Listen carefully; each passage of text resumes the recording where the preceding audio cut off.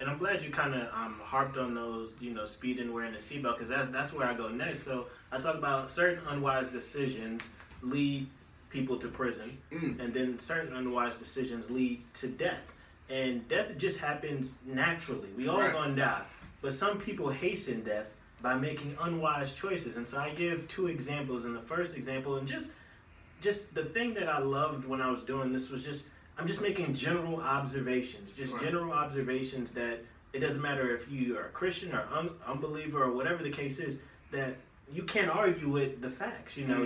Just looking at what the leading cause of preventable deaths is, what? Smoking tobacco, smoking cigarettes. And it's like, you're killing yourself. And no offense to anybody who's out there smoking cigarettes. I'm just stating facts, just stating facts. You do what you want to do.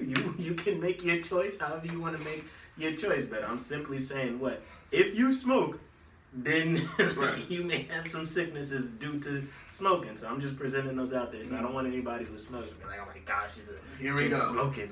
But just making, just a general observation that these are things that can be prevented due to choices that you can make. And then we were talking about car accidents. Just how many people get into car accidents just that are preventable, whether it be texting, whether you're not having your seatbelt on, whether it's drinking and driving. These are all things that are preventable, and choices that you as an individual can make to prevent these things from happening. And then the last thing I talked about was hypertension or high blood pressure. And just going back to the point that you were making, just even me as myself, just number one, stress causes hypertension, just poor diet. And there's so many other things that we can prevent that we don't, or we just go contrary to what wisdom. I think I was saying something early on that we value ignorance more than wisdom. We buff it up. Yeah. Like to go and be street or go and knock somebody out or to fight, those are the things that are sexy. Like even like our films and different things like that, to be hyper masculine, walking the house puffed up, like those are things that we promote as like manhood, especially as African American men. So, but those things are contrary. To be gentle is what God has called us to. But then we see that what gets lifted up is to be not gentle, to be violent, to be silent, to be angry all the time, right? To be forceful. But God is calling us to be controlled, to be gentle, to be loving, to love our wives as Christ loved the church. And then if you do that, even to our women, they become, well, he's too soft. Yeah. Right? So having to experience that as a man, to say that, as a man growing up, wanting to have courtship, wanting to date women, and wanting to do all these things, but being a nice guy is like, oh, you can't, you might as well just be out here by yourself. It ain't really happening for you. It's like one of those paradox where, and we'll probably get to this later, but just, God's wisdom is foolishness to the world. Yeah. And you just see it played out just over and over. Just in real life. Yeah.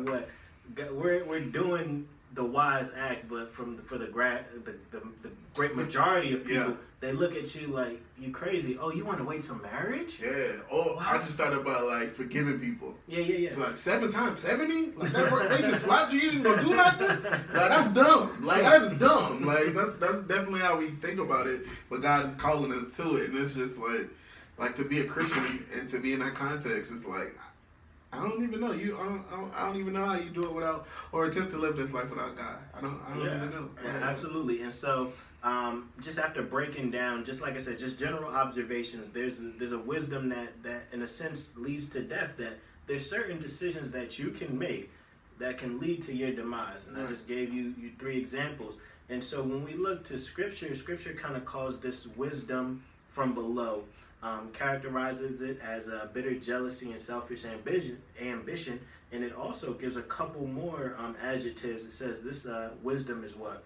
Earthly, unspiritual, and demonic. And so you were kind of hitting on this earlier, where that example of Adam and Eve. Okay. We've got that perfect example right there of what God has just created paradise. Got the animals, got vegetation, you got everything. My woman that with you me, need. we walk around naked. It's nothing. Like, yo, we chilling out here. Man, you know, and says what? And this is the thing that always baffles me. You married, I'm married. I don't know. I'm assuming you went on a honeymoon. Yeah. You had to pay for that, didn't you? Yeah, that's true. You had to pay. Adam was in paradise, just chilling. Mm-hmm. He didn't have to pay for it. God just gave it to him. He was just at home. He was just chilling. It's like, I'm at the house. He was just chilling. And then what God just said, got he married. said, you ain't gotta pay for this. Yeah. He didn't even say you gotta work for this. Now he gave it to him, and he said, now you work as a result of me giving it, but he didn't have to like put in the 40 hours a week. Wasn't no dollars. God Wasn't no dollars and cents. It you wasn't know. nothing. Like, oh. He just gave it to him, and he said, I just give you one thing to do. Do not eat from the tree. Don't eat from the tree. So he could the freedom to do whatever he wanted. Mm-hmm. And he said what? Just don't eat from the tree. And like you said, he gave Adam everything, and then he gave him his woman too. Right. And so what? We see this beautiful picture in what? Genesis 1 and 2. And then we get to Genesis 3. We get to Genesis 3, and we've got what? The serpent come and what? Contradict what God said. And I say this. I say if we were going to frame God's command as like a conditional statement, we would say, if you eat from the tree, you would die. Right. So the logical opposite is, if you don't eat from the tree, Mm-hmm. you will live. You were saying this earlier too. It's like, all I gotta do is tell my kid, don't touch this. Right. I don't have to tell him why. Right. God tells them, hey, don't eat from this. Why? Because if you eat from this, you're gonna die. Like he was giving them a command and showing them grace. Right. At the same time, I don't have to give you the why. And there's another tree in the garden called life. It's like you got good and evil, life. Like, you still got choices. So, and the one thing I always used to wonder about is, why did God put the tree in the garden? But the reality is, without choice, there can't be love. Like, you have to choose God in order to show that you love Him. You have to choose to commit to your wife, and it's an expression of your love. To care for your daughter is a choice, and it's an expression of how much you love her. So if there's no choice, then there's no love. You're just doing it because there's nothing else to do.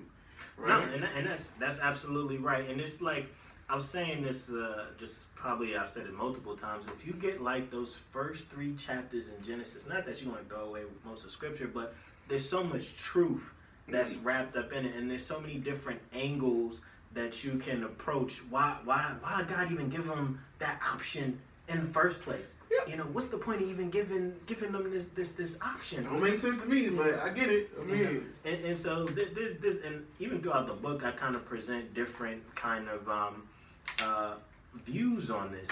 And so when I go through giving this example of Adam and Eve, we have what? The serpent that comes and what contradicts God's word. Say, hey, if you eat from the tree, you ain't really gonna die. Nah, you ain't gonna die. That's all right. You ain't really gonna die. You gonna be like God. You gonna be like God. Right. And so the crazy part about it, so we've got a serpent, and that's another story where I address another issue. You got the serpent talking, and the woman ain't like tripping out or anything like that. But I like I said, later down the line, I kind of answered that question in full. But we also have the woman, and let me see if I can find the quote. But essentially, she looks at the tree, and she says something to the effect that it looked good. Not only did it look good, let me see if I can find it. She says something to the effect that it would grant her wisdom.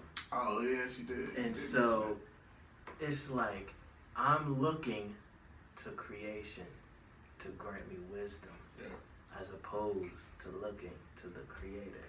So she looks to the serpent, and then she looks to the piece of fruit to grant her wisdom. And I think most people would say, how is a piece of fruit going to grant you wisdom? I don't know.